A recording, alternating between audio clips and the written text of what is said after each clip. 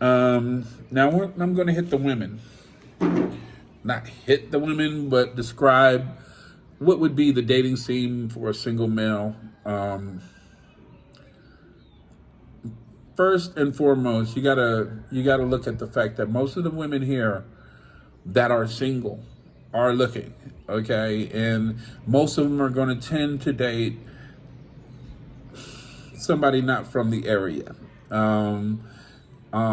because they automatically, if they hear English or if they hear a certain language, or they look at your skin and see you're white, they automatically think a higher status of living. They want to advance financially as far as how they're living, so that tends to draw them more towards you.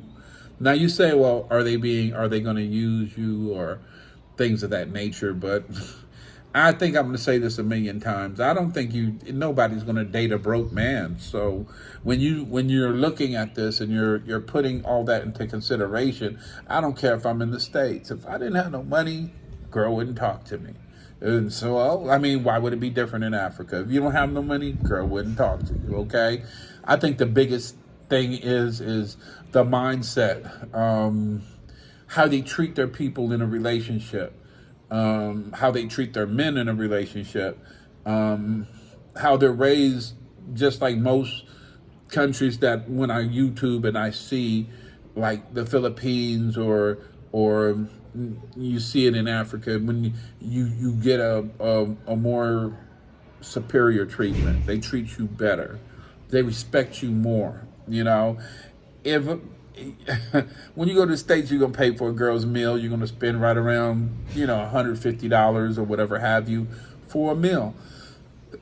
Here, I mean, if you go over $100, you went crazy. If you go over $75, you did too much. So I mean, it's on a lower scale of treatment.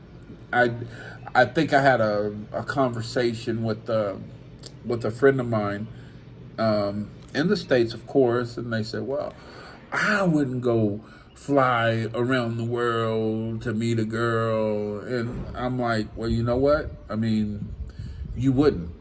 Would I fly around the world to meet a girl for better treatment? Yes.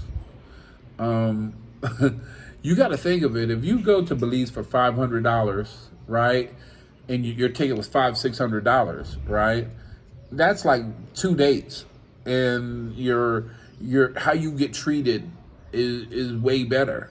So why not? A lot of relationships are like that. Anyway, I'm gonna hit on that further in another video when I just talk about the differences in dating internationally. Probably the hardest spot to hit would be the water here. The water is high in acidity, so they have a problem here with the bone structure and the teeth. A lot of the teeth here are like dark brown, like, I mean, stained. I mean, pretty badly. And so us in the European culture, we're going to look at it like, okay, this is a hygiene factor. And it's not. It's like, I mean, they brush their teeth more than we do. They bathe just as much as we do. But the acidity in the water has blackened their teeth. I mean, it's to the point to where you can really catch it. And when they leave the area, it's so normal here to see. And then when they leave the area and you go to another part of Africa, because this is just pretty much in the Aruja region, in this region, okay? That you see this. So don't take a second or third look when you see, oh, God, them teeth is terrible.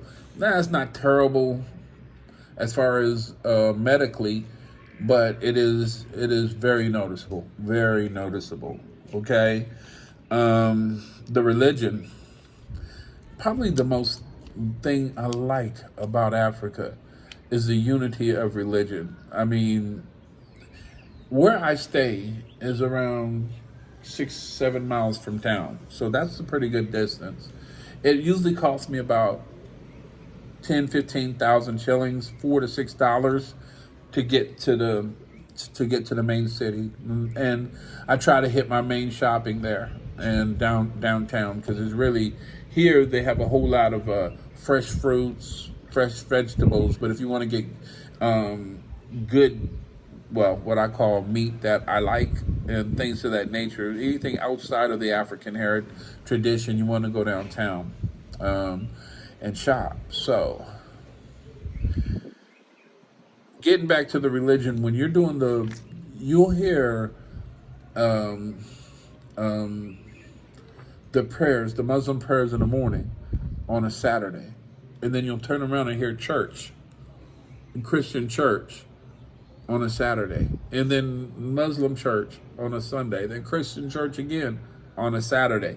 And you can hear it because those speakers are loud and they don't believe in containing noise.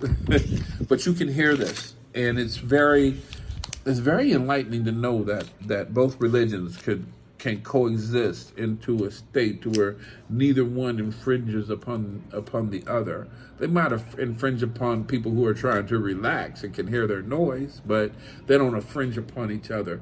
The relationship between Christian and Muslim here is probably the most impressive thing, especially when you're looking at um, Palestine and Israel, or just your basic conflicts over countries due to the religion. This is not as prevalent here. It's not as thick here. You don't see in the government. You don't like we have. Even in America, the attacks on people who wear hijabs over their head, even though they're democratic or in a democratic society, I just don't get that.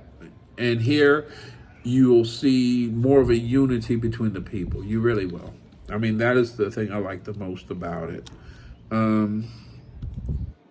Yeah, I think that's about it for today. Yeah, I went on 8 minutes. Did a good show, I think. For the first show, I'm going to be improving as it comes along, so bear with me. I want to thank you for joining my channel. I want to wish and hope that you like and subscribe.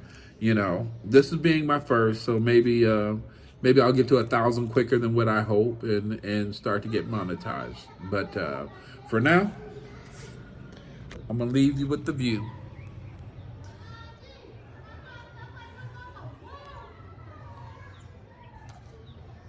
And I'm out. Have a breezy day.